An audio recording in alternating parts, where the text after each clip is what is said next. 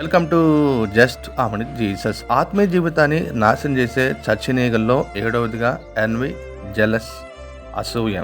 సామెతలు 14:30. మత్సరము ఎముకలకు కుళ్ళు. ఎదుటి వ్యక్తి రోజు రోజుకి ఎదుగుతున్నప్పుడు, ఎదుటి వ్యక్తి రోజు రోజుకి సంపాదిస్తున్నప్పుడు, రోజు రోజుకి అతడు ఉన్నటువంటి ఆధిక్యతను బట్టి ఓర్వలేని వారు అసూయ, మత్సరాన్ని కలిగి ఉంటారు. కానీ తెలియనటువంటి విషయం ఏంటంటే వారి శరీరాన్ని, అదేవిధంగా వారి శరీరంలో ఎముకలను నాశనం అవుతున్నట్టుగా వారు గ్రహించరు. ఇది ఒక రకమైన పాపంగా బైబిల్ బోధిస్తూ ఉంది. వాహనాల వెనక రాస్తూ ఉంటారు, నన్ను చూసి ఏడవకురా. ఎందుకంటే వారు ఎదుగుతూ ఉండే ఓరవలేనితనంతో అనేక మంది బాధపడుతూ ఉన్నారు. కాబట్టి ఇలాంటి రకమైన పాపం నుంచి బయటపడాలి. దావీదు గొలియాతును చంపినప్పుడు ఆ ప్రజలు సౌలు 1000 కొలది, దావీదు 10,000 కొలదని స్తుతించినప్పుడు సౌలు అసూయ చేత దావీదును చంపాలనుకున్నాడు. కానీ దేవుడు అద్భుతంగా అతన్ని తప్పించడం జరిగింది. ఈ రకమైనటువంటి పాపం నుంచి బయటపడతాం గాక. ఆమేన్.